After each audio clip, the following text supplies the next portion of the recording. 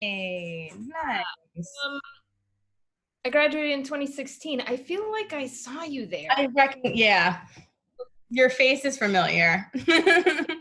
Nice. So how's it been going recently? It's been like, Yeah. that's a loaded question. I know, I know. I mean, I where could else do you answer it start? from, yeah. But I have to, I love your mighty network. Oh, thanks. I love it. I love that that it's small Yeah. because I'm like, I get nervous around lots of people. Um, and I feel like because of the alchemical mentorship with Lori and Benjamin, like I feel like I already know you just because I know you did the program. Yeah. So We have a I, good foundation. Yeah. right. And there's been so much noise about, like, on Facebook. I'm in like so many different groups of different acupuncturists discussing the same thing. And when I saw your mighty network, and I was like, oh, we can have a discussion off of Facebook, like away from Facebook. I love that. Good. Nice. Yeah. That totally resonates with me. Yeah. I mean, I think I'm in like every acupuncture Facebook group you can imagine. And it's a lot of noise and it's a lot of energy. And there's not a lot of space to like, okay, let's think through this. Let's talk through this. How are people feeling? There's like a lot of anxiety and a lot of anger kind of going around. And there's a lot of information. And it's just, taking some space and time to process that and still kind of, honor what we know energetically is true, which is like we need that space to process. Yeah. And I think a lot of us just aren't able to take it. So yeah, in community, I think that would, it's really important. So I just figured start small and see what happens. Yeah. Yeah. I figured Yeah. people would trickle in as we sit here. So Yeah. Definitely. We could just chat amongst ourselves. yeah, exactly. Discuss among ourselves. Oh, somebody else.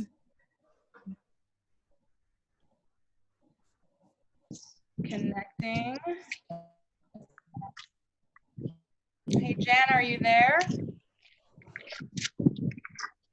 Hey. Hello. It's me and Maria here. Hi. Hey. How are you? Good, good. How are you? I'm hanging in there. It's so nice to see you. Good to see you. It's good to see you. You're getting ready to drive somewhere? So I am in the middle of cleaning my car and I got the email and I was like, I really want to listen. So oh, cool. It's also going to rain. So I'm going to check this out and also spring clean my car at the same time. Good multitasking. Thank you. So Maria, Jan and I went to Tri-State together. Yeah. Do you guys recognize each other? I'm not sure. Yeah. Okay. Did you go to Tri-State too, Maria? Yeah, I graduated in 2016. Okay. When did you graduate?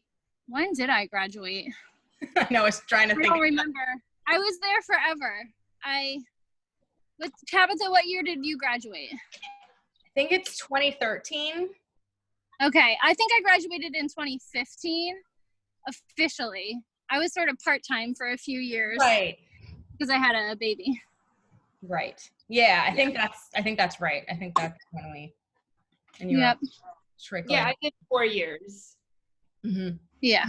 Yeah. You did 4. Yeah. That makes sense then. I couldn't do it all. I couldn't do it in the 3 years. It's a lot. Slow down, everybody. Yeah, it's crazy. God, Tri-State doesn't exist anymore. How about that, huh? That's a whole story that I'm sure. I don't really know the whole story. I only know pieces, and the pieces I know is because when I finished school, I had some things to hand in before I got my diploma. And I never went back to the city. So Sandra Turner had my diploma in her office for like years. And then all of a sudden I heard they were closing the school. And I was like, oh my goodness, I have to get this diploma. So I had all these people like searching the files, and they ended up finding it. And I went to the city and like got it before they like locked the doors. Wow. Crazy. Yeah. Yeah. Disappointing. Yeah. Big time. Sad. Hi. So we were kind of digging into like where everybody is right now. Hey. Oh, sorry, these are my colleagues. Oh, hi, colleagues. Hi. All right, enjoy. Thank you. All right.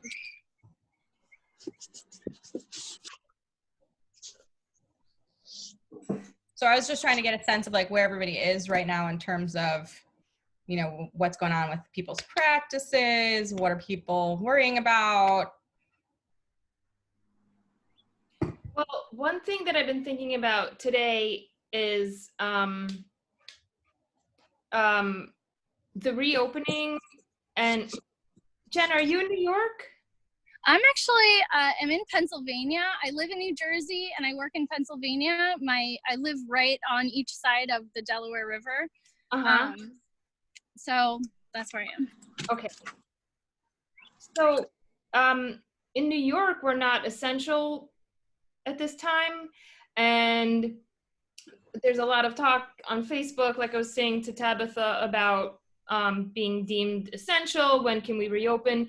And a colleague of mine who works in the same town is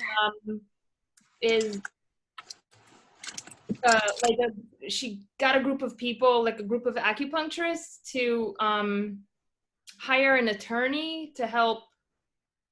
Lauren, have you seen anything about Lauren Dahlberg is the one? Okay. And so that's been on my mind today. That about the legal push to get essential status. It's Jeffrey. Hey, Jeff. Hi. Nice. So you know Maria I do. from Alchemical or from Tri-State? He was my babysitter in Alchemical. Ah, nice. Okay. Cool. Okay. In Lori Deshar's mentorship. So Maria was just talking about, you know, the whole move in New York to get determined essential or not. And yeah, where that was. Did you have anything else, Maria?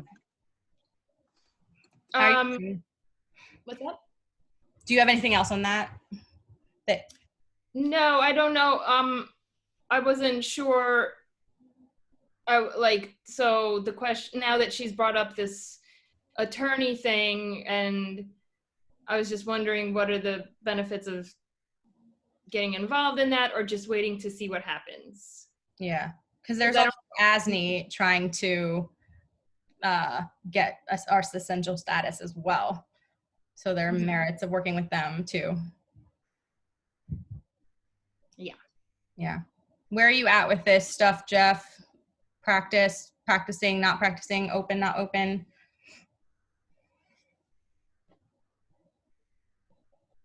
I'm still at like a loss for words. I can't, I just left the city a couple of days ago and only actually just started feeling human again last week. So I'm a little behind as far as imagining what the future is going to look like, because I've been sick as fuck for almost 2 months. I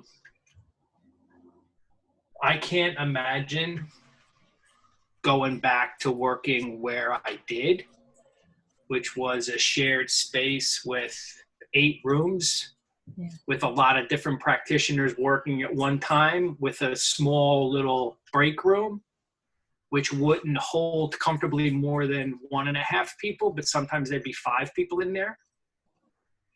I don't know what the landlord has in mind as far as procedures and protocols the person who runs the place as a landlord. He doesn't actually treat there. So I imagine any sort of practices that are put in place would have to be top down to some extent, because an individual person doing it in a larger communal space doesn't really work.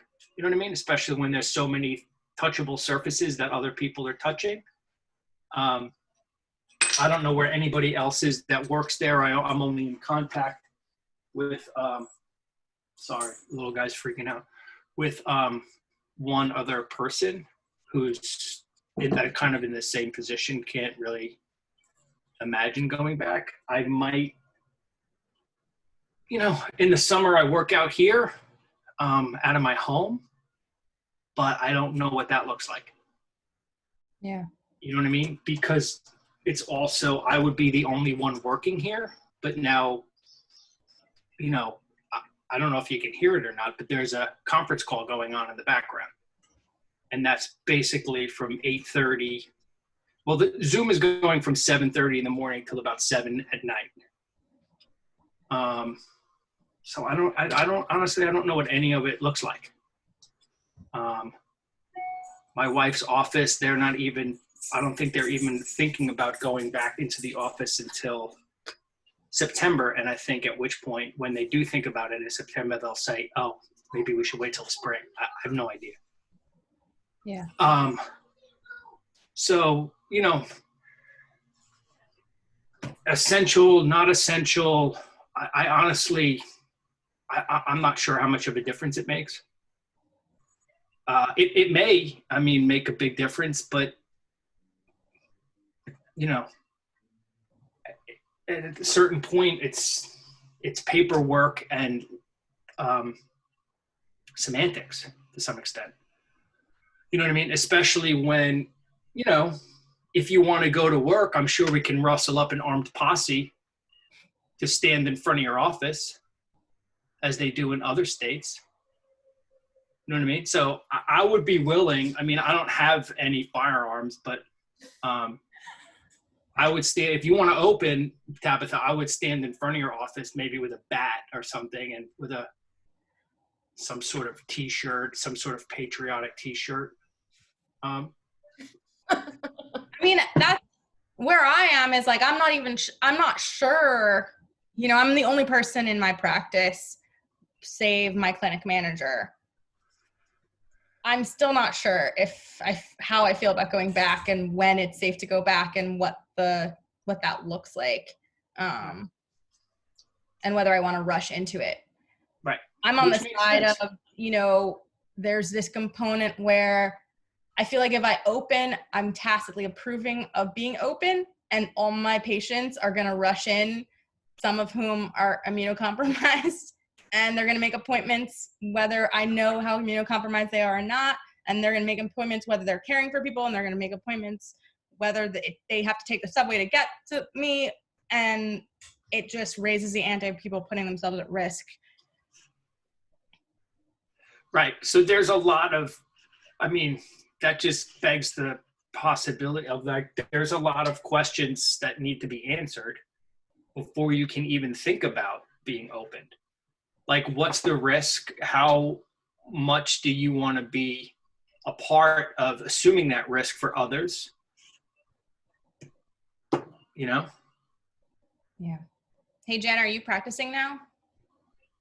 Hi. So I have my own practice inside a yoga studio. There are 3 small rooms, like on this mezzanine, and I have 2 of the rooms. There's a massage therapist in the 3rd. The yoga studio owner was one of these, like, I'm staying open, nobody's like, we're the healers of the world, when my heart was like, this is a situation where I could foresee what was happening. And she continued to have some large gatherings of yoga classes in this studio. And here I'm bringing in, immunocompromised, 83-year-olds with emphysema. And I just, in my heart, was like, I had to close my practice. And just a couple of days after that, the governor of Pennsylvania closed non-life sustaining businesses, which you could argue I am and I am not. So essentially the guidance is that essentially I could see someone. I think in my heart, the right thing to do would be if I was going to save them from going for an ER visit. But honestly, I haven't really had anyone that meets those qualifications. I've done a little bit of gathering some PPE. I have some N95 respirator masks that I would feel like I would need them if I were even going to see someone. I get the sense that the studio owner is going to open her, she wants to see yoga classes ASAP. So I feel like I'm going to be in this situation where there may be group gatherings when I need to be seeing people who are sick. So right now I'm just closed. I haven't seen anyone in my practice since March 14th. Closing my practice was like the hardest decision I've ever made in my life. I mean, it was like I spent a weekend like sickened having to write this email, to all my patients. And that's where I stand. I don't know when I can reopen. I don't know what that will look like. Yeah, it's just a big question mark. So, and this is Elliot. Hey, Elliot. Hi. How about you, Maria? Where do you practice? What's the situation there? So prior to the pandemic, I was in a shared space with another practitioner, and we had 4 treatment rooms, and she was really high volume, seeing 3 to 4 patients an hour. When this whole thing became a real issue, I immediately stopped practicing. Like the week of the 12th was my last day in the office. I just could not go back. And she continued to practice, and she wanted to continue to practice until she was mandated to close. And it was it was such a divide between us, and that divide kept growing. And I told her on Monday that I'm not going back. So I found a treatment room in Nyack that I'm going to be able to rent starting in June. But I don't know if I'm going to go back in June. I don't know if we're going to be allowed. And because I'm starting from scratch and I'm essentially setting myself up as a solo practitioner for the first time in my life, Okay. I kind of like having this time to only focus on that and not have to be working. So it's working out great for me as far as what a great time to be able to envision what I want to create. So I'm so divided, and when I go onto the Facebook groups and I hear everybody's viewpoints, everything becomes really muddied for me, because I get it. Like, there's that part of what we do that is essential, but then is it? I don't know. And I'm upset with the leadership, and how our profession fell through the cracks, and we're in this gray area while chiropractors are still treating and PTs are still treating. So I have too many debates in my head, and none of them are mine. Like, I don't even know. I don't know. So that's why I like this little thing we're doing right now, because it's smaller and I can see your faces, and it helps me, and it's not Facebook. So I don't know. I mean, what do we need to know that we don't know now that would be helpful? Like, is there anything, or is it kind of, there's so much uncertainty. I'm like, is this a wait and see kind of situation? Because my trouble is it feels like the goalposts keep moving. It's like, okay, we're going to open like there's the 15th is this magic date that everybody's saving PPE for and purchasing PPE. And then it's like, that's not a real date of reopening, you know, and that came, you know, and then it's like June 1st, you know, this magic date where we're gonna prepare for that, you know, but it's like, yeah, I'm uncertain about when there will be certainty, or if ever, you know, and will there be certainty before there's a second wave, if there is a second wave, you know, because as we're getting through summer, it's like I feel like the window's getting closed. And then there's this fall winter thing where in my mind, I was seeing weird flu symptoms in November, so I don't know anymore what's real and what's not real. It's like, is this going to come back again then? So then we're looking at June, July, August, September, October, November. That's maybe 6 months. Mm-hmm. You know, before a full-on winter again. Yeah, I keep looking at, my dad's having health issues, so I've been at a doctor's office almost every day this week. And so I'm like, okay, well, these guys are open and this is what they're doing. And then it's like, yeah, but they're not touching you. That's the thing. Doctors, they're not touching as much as we touch. They don't even spend as much time as we spend face-to-face with somebody, some of us. Yeah. If I spend an hour face-to-face talking to somebody, 20 minutes face-to-face talking to somebody. Yeah. You've been in the room with them. You spend another 15 minutes putting needles in, 10 minutes, whatever it is. Somebody doesn't leave the practice again after because they want to talk to you. All that time goes out the window. That can't happen. But then I think of my chiropractor colleague who I just spoke to today, and he said this is the first week that things are sort of starting to look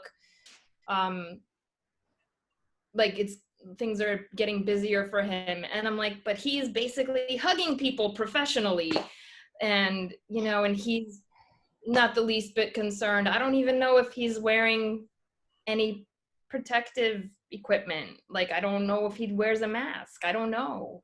So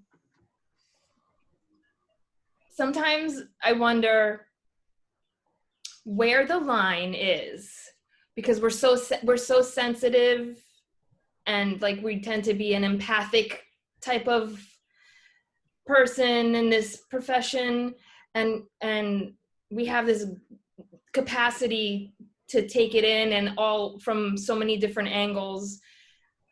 And then it's like, are we taking in too much? Should we be more like get back to, which I don't think we should be, like my chiropractor colleague.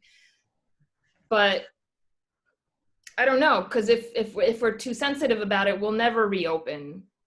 But that's such a fucked up thing to say, like, too sensitive to this issue. Like, is there such a thing? I don't know.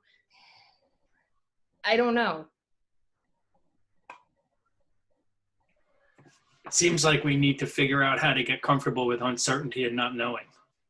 And if you need some sort of certainty or some sort of knowing or some sort of particular data point to be able to move forward, I don't think it's going to happen. Right. Even if they say, because it sounds to me, Tabitha, that whether or not you were deemed essential or whether or not Cuomo comes out and says, you know what, we're good, there's still a level of discomfort. And that's just, it's an arbitrary determination to some extent. I mean, obviously there's data points that they have that they're going to make that decision, but that doesn't mean anything for the fear and the anxiety. Right. You know, at a certain point, so I got called to be tested a month after I got sick, which I was happy about because I was hoping to get tested to find out if I was negative, because I wanted a data point. I wanted some outside information to tell me that I was okay. That's kind of nuts. You know what I mean? But that's what I wanted. And my wife tested negative. I tested negative. My 15-year-old kid tested positive. So we felt like we were on our way out of this hole, you know, despite the fact that I still was, you know, whatever. not feeling great and falling asleep at 6 p.m. and not being able to walk very far, whatever. None of that matters. But then it was like, okay, we're back to the drawing board because now we have someone who's positive in the house again. So what does that look like a month in already with someone positive in the house?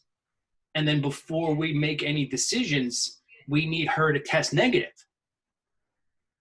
which is just at a certain point, I was just like, when am I going to start seeing what's in front of my eyes instead of waiting for a test that may or may not, the validity of which is uncertain as well? You know what I mean? 2 weeks after she was positive, it's like, she's fine. She didn't have many symptoms, but we're still waiting. You know, when do we get her tested? How long does that, you know, to wait for the results? And, you know, we have an endpoint in mind, which was to get the fuck out of the apartment we've been in for 2 months and be able to feel relatively safe about going to a different place. But I finally spoke to my GP for the first time, who was also the medical director of a nursing home. And he was just like, stop. Like, enough is enough. You don't need to be tested. I mean, she doesn't need to be tested. She was positive this amount of time ago. She doesn't have any symptoms. Like, it's fine.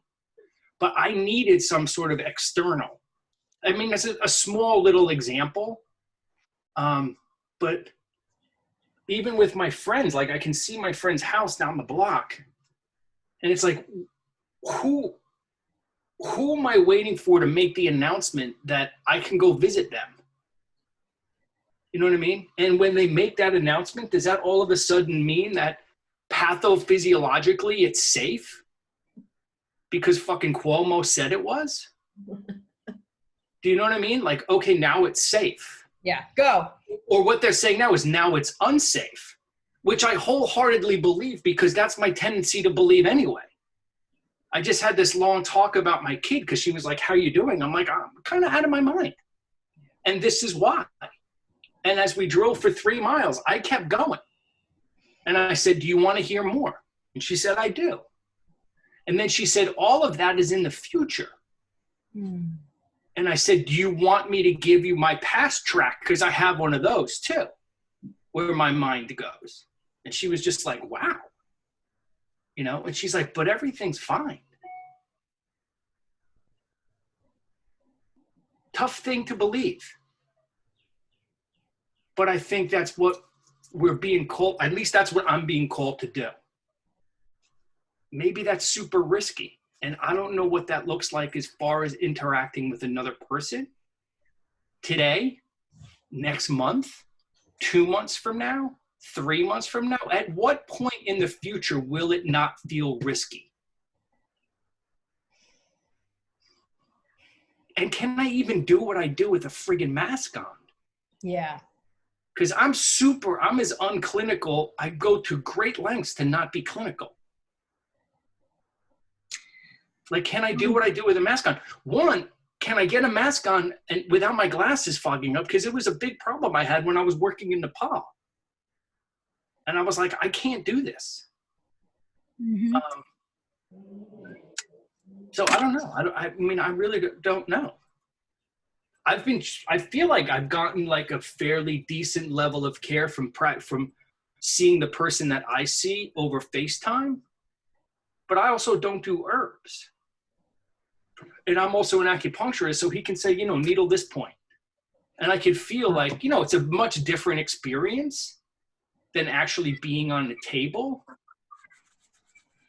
And then, you know, I have people calling me like, when can I see you? I need to see you. And then I'm like, I'm talking myself into obsolescence because I'm like, you don't need to see me. Like, you have everything you need. Just get to it. You know what I mean? Just do your fucking work. You don't need me. And then it's like, do I want it? Like, should I be honest? You know what I mean? Do I tell them that they need this crutch? So yeah, I mean, it's super weird, but I want certainty. You know what I mean? I want to turn the doorknob and know the door's going to open. Every summer of my life for 51 years has looked a certain way. I don't think this is gonna. Yeah. And quite frankly, that's fucking terrifying to me. So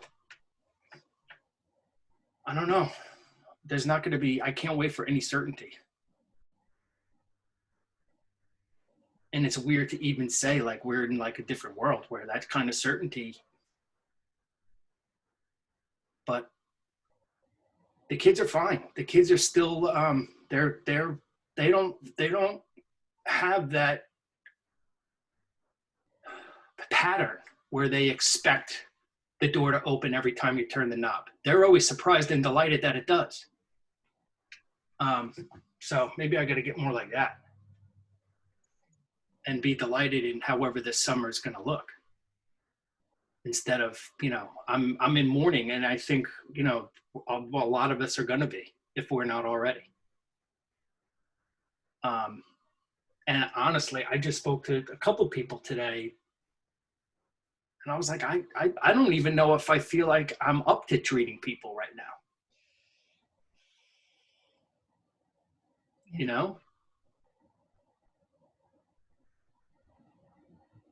Unless we just, you know, I mean, I don't know.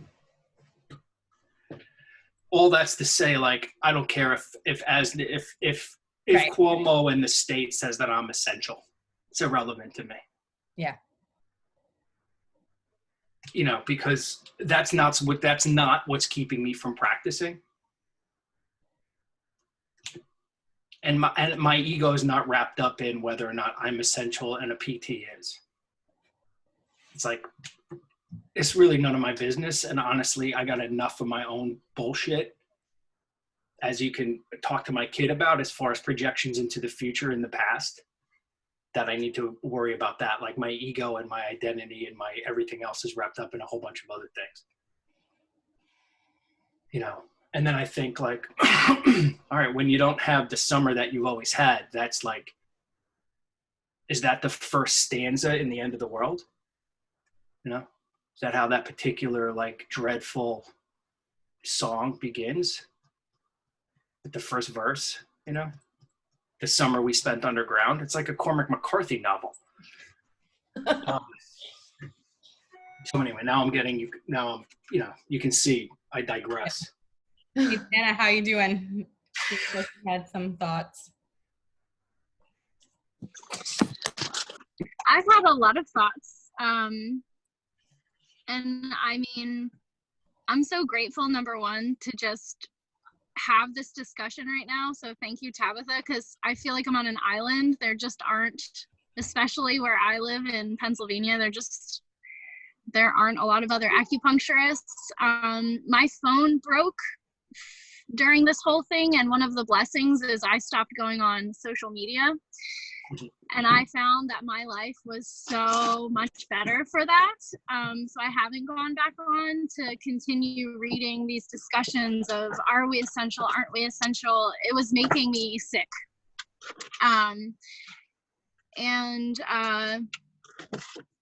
You know, I think that a lot of this, you know, like you said, Jeffrey, nobody's going to tell me one day that it's safe for me to go to my office again. That's going to be up to me. Number one, if it feels right to me.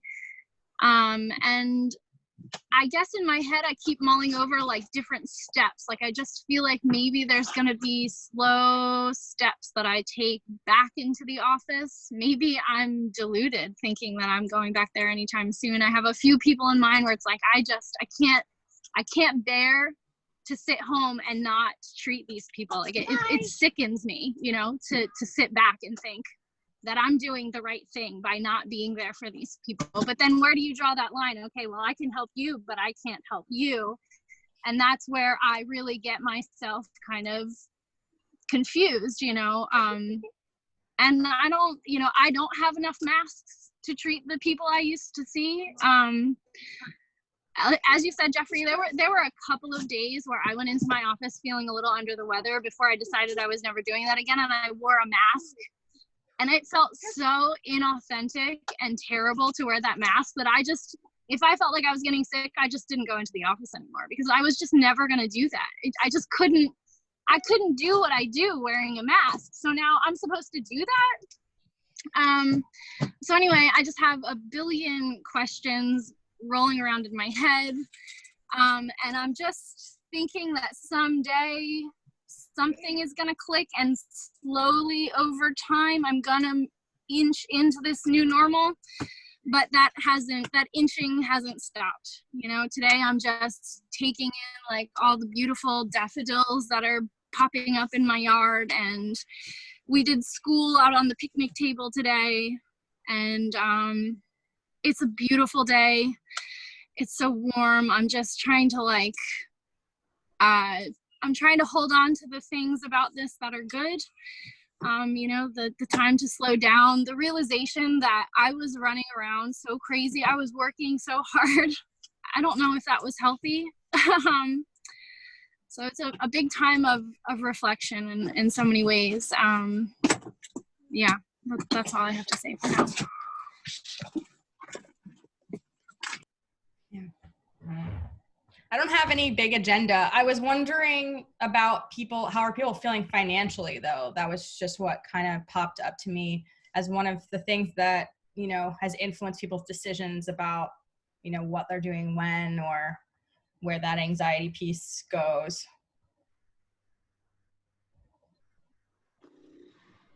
Yeah, for me, that's the big, if that question didn't exist, I would be so much more at peace with this whole situation. But I mean, it's not great financially at all. Are you on unemployment now, or? I don't know. I really don't know. I got a letter saying I was denied, and then on the website it said something different, and I haven't seen anything, so I don't know about that.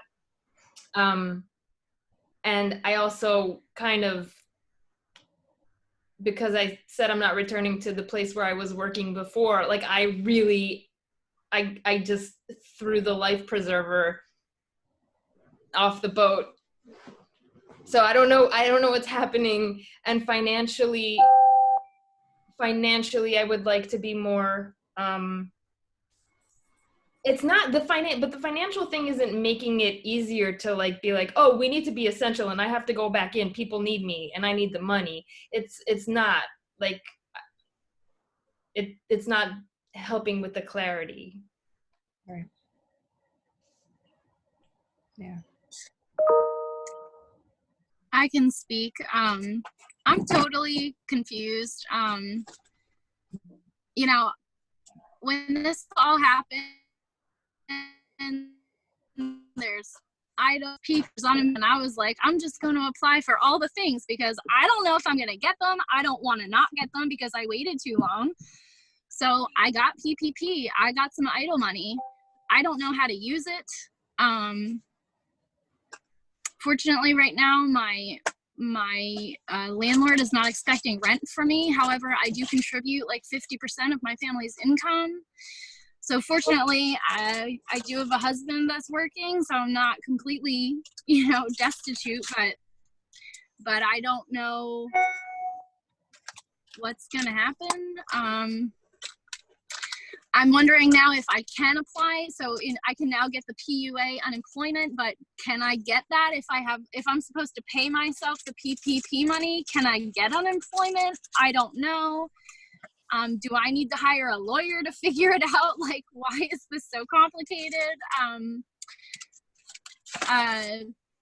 So I'm not, you know, homeless. I still have food, but clearly it's a big change without having an income. I don't make decisions based on that. I didn't want to keep my office open because of it. I don't want to, you know, I'm going to make the best decision, not focusing on that piece.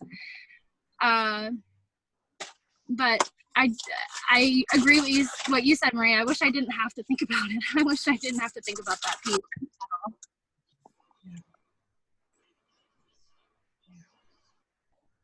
Well, yeah, I mean, it's a big deal, right? I mean, I've tried to make a big effort in not counting the money that I've lost.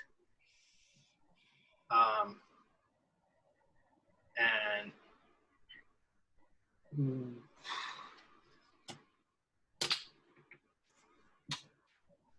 But it's not like my wife is working nonstop. So there's money coming into the house. I did, I have a PLLC that's structured as a S corp. And I pay myself, and I pay unemployment, and I pay payroll tax, and I pay myself very little. So I'm getting, after they take the taxes out, I'm getting $192 a week unemployment. You know, which is not nothing. It's, and then there's the other money on top of that, the 600 that the government kicks in. So that's, you know, that's $700 or whatever it amounts to a week that I don't have to take out of savings. You know, it's nowhere near the burn rate. But you know, we're very fortunate. I mean, that's anything beyond that I say is just fear. You know, because the truth is, like, there's food, there's a roof. You know, the apartment, they were able to, you know, we're still paying everything, but they were able to, you know, move the due date to the 15th rather than the 1st. It just works out better that way. I didn't pay March rent or I didn't pay April at my office, but I thought I stopped the automatic payments altogether, but the automatic payment went through for May, which I wasn't really psyched about. I didn't pay federal or state taxes for the first quarter.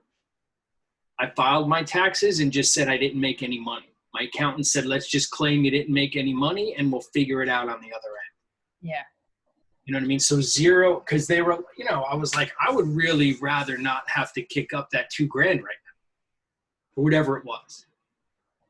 You know, like I can, but that I might need that. Yeah. And chances are I'm gonna. So I'm not sure exactly what that means for like my expenses. Like I still have a lot of, other than rent, I still have a lot of my business expenses, you know? So it's weird. And it's, again, it's not what it was, but I, you know, I don't know. Yeah. And you know, much like a restaurant, like going back into business at a limited capacity, like what, you know, all the math changes. Exactly. I mean, I'm fortunate as I'm kind of as lean and mean as it can get, because I had spent a lot of time working for somebody else who was fairly bloated and had like a pretty big nut. And I was kind of like, that just seems silly. You know what I mean? So I try to keep my, you know, keep my overhead super low. So I don't need to see that many patients to break even. And I, you know, my rent is not a lot. And that was always my sort of intent, to be light on my feet there. So I've never been like a high volume practitioner. You know, I work better. You know, my friend Kevin he has to space out treatments now, and a lot of people have to space out treatments and leave a lot of space. I kind of do that anyway. You know what I mean? I book people every hour and a half or every 2 hours. Because I don't like feeling rushed. I don't function optimally when I feel rushed. And, you know, I like to have time. I like to look at Lost and be like, oh, wow, it's been an hour and 10 minutes. Maybe we should think about putting some needles in it. I mean, that's just my style. That's the way I operate. And that's also a lot of time in a very small room. Yes. You know, it's a lot of time in a small room.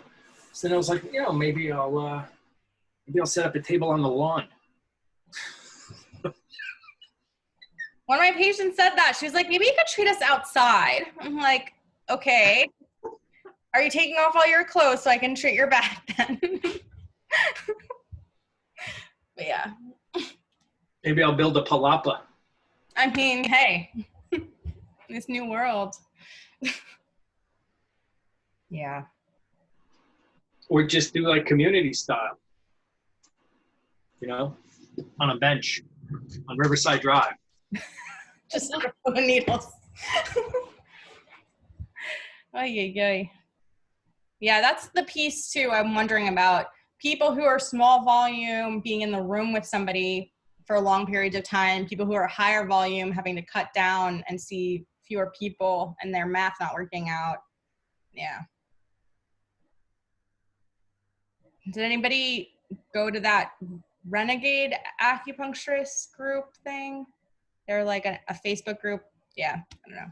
Or any other like events around coronavirus and acupunctures. Yeah. This is it for me, man. This is it. Yeah.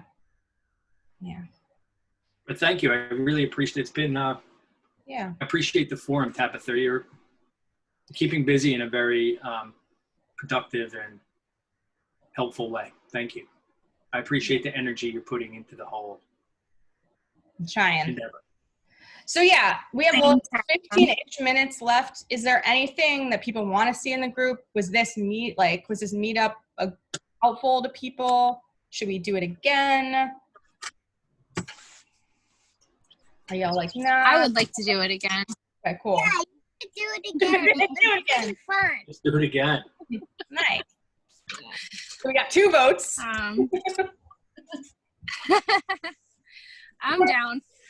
Cool. Definitely.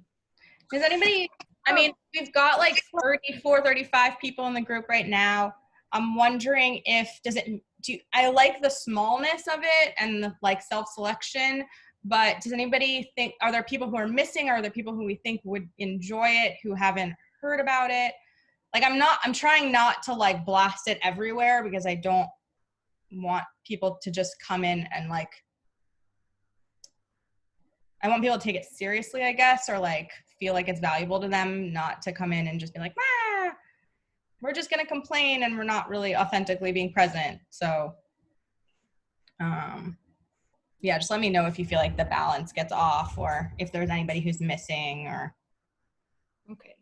because we take requests anytime. So Cool. Yeah, I guess we'll do this again next week. I'll be here and you guys can come on back by. Sweet. Thank you so much. And Congratulations, Maria. Group too. Thank you. That was all you, Jeff. Good to see your beautiful faces. Thank you so much. Bye, everybody. Thank you. Well, Good luck, guys. Stay strong. Take it easy, guys. Bye. too. Bye.